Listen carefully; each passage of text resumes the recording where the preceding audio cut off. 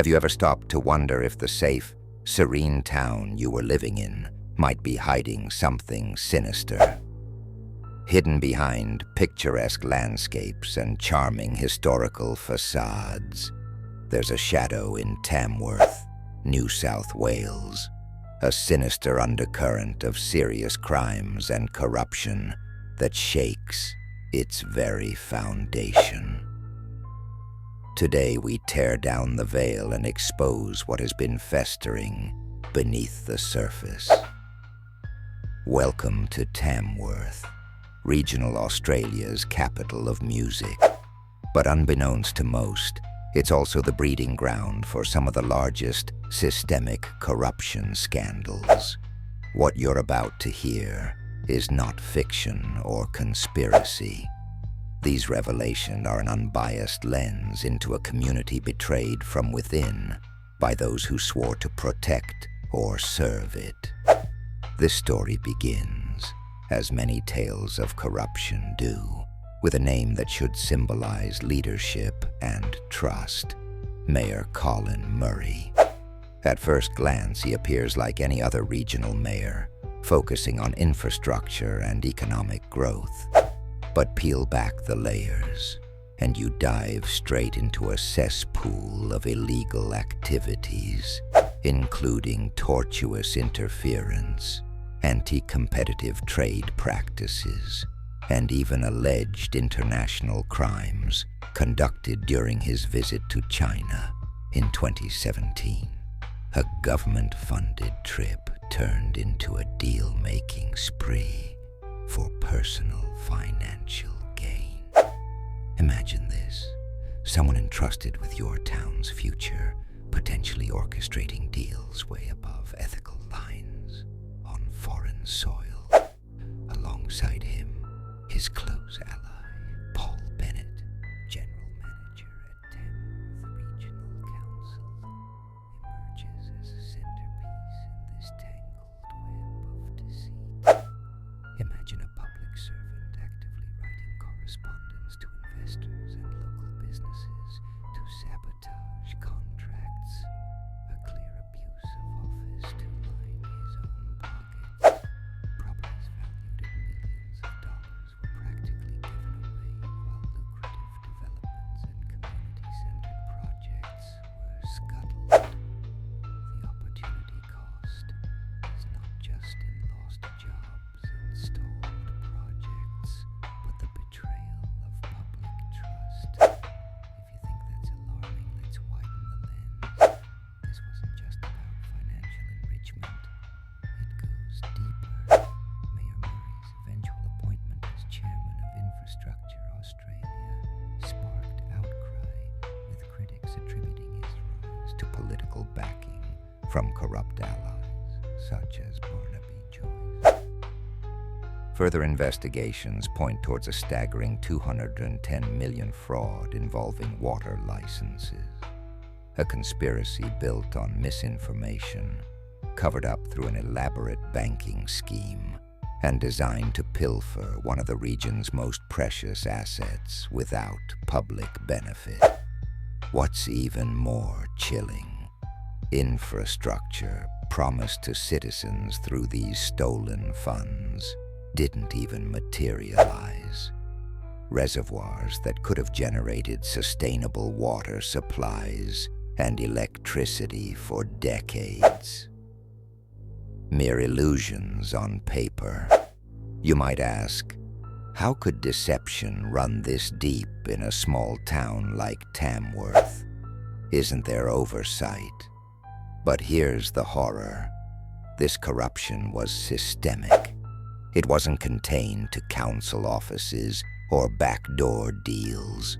Law enforcement and judicial figures, individuals whose very oath is to uphold the law, are implicated. These aren't just crimes of financial nature. Accusations extend to drug trafficking rings, allegedly orchestrated by police officials, racketeering involving members of the judiciary, and even the abuse of forced police informants to maintain underworld dominance. Yes, you read that right. Those meant to protect the public turned into operatives perpetuating fear and corruption. What stands out is the hypocrisy. While public officials demonized other nations like the USA and China as threats or adversaries, they themselves were quietly collaborating with bad actors across borders to launder millions that could have built schools, hospitals, or basic community infrastructure. Even more tragic is that victims of these crimes often became double victims, persecuted for attempting to resist or expose the system. Let's turn the spotlight on a particular case study. Years ago, a globally recognized business leader, inspired by the potential of Tamworth, decided to invest. This visionary rolled up his sleeves and brought forward a comprehensive development plan that would have created thousands of jobs and injected billions into the regional economy. He wasn't just an outsider making promises. He bought local assets, worked alongside small businesses, and provided avenues for economic mobility. It was the answer to Tamworth's unemployment and poverty crises, a gift wrapped in hope.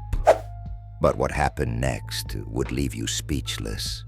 Instead of welcoming transformation, certain council members conspired to cut him out of the projects he brought to the table. As whispers turned into threats, his life turned into a nightmare. Employees hired in good faith began working with corrupt authorities to sabotage his ventures. Entire projects were axed under dubious circumstances, a deliberate effort to derail progress, fueled by arrogance and plain criminal greed. This wasn't just about driving him out of town. The ripples of this betrayal led to massive economic repercussions, with bitter ramifications for countless Tamworth businesses. The shocking extent doesn't stop here. Locals became accidental pawns in this dangerous game. Tamworth's rate of violent crime,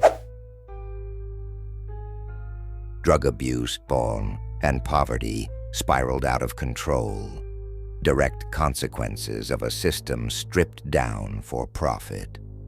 Honest community members were left in disillusionment, facing mounting struggles. But what really shakes one's faith in humanity is the culture of silence, bred by those in power. Stories have emerged of innocent people, detained and terrorized into silence under the guise of maintaining law and order. These methods have left permanent scars, not just on individuals, but on the very identity of Tamworth. So, what does all of this mean for the ordinary citizen watching this video? It means redefining how you view governance, security, and accountability. It means questioning why public sectors, intended to serve and represent us, have abandoned those very duties. Because as devastating as Tamworth's reality seems, it serves as a cautionary tale for the larger Australian narrative. This could be your council, your laws, your officials. For decades, we've relied on an unspoken belief in institutional integrity. We've assumed that if someone wears a uniform, holds a title, or sits on a council, they're inherently trustworthy. But the Tamworth unraveling forces us to pause and reconsider. It proves that trust should not be unconditional. It must be accompanied by transparency. Certainly, hope still glimmers. Activists, whistleblowers, and independent investigators continue to risk their safety to bring light into Tamworth's darkness. Their efforts remind us that no system, no matter how entrenched, is immune to change when illuminated by truth. We owe it to these individuals to support their campaigns wholeheartedly. And so, dear viewer, here's the challenge. Let's not stop at uncovering what's wrong. Let's demand better, not just for Tamworth, but for every community, every organization, every institution built to represent and serve people. Demand accountability, transparency, and integrity, not as privileges, but as non-negotiable rights. Tamworth, once called the jewel of regional Australia, now stands as a solemn reminder of what happens when the fabric of power and governance is weaponized against its own citizens. But this isn't where its story ends. For as long as there are those willing to stand up against corruption and expose the rot, there exists hope, a chance to rebuild trust, safeguard justice, and restore dignity. The choice to act is ours. What will you decide? After all, Tamworth is a reflection of a bigger picture, and this picture, my friends, is one we can repaint together. Thank you for watching. Stay vigilant and stay informed. Let's unmask corruption everywhere it hides. Together, let's rebuild a system we can all trust again.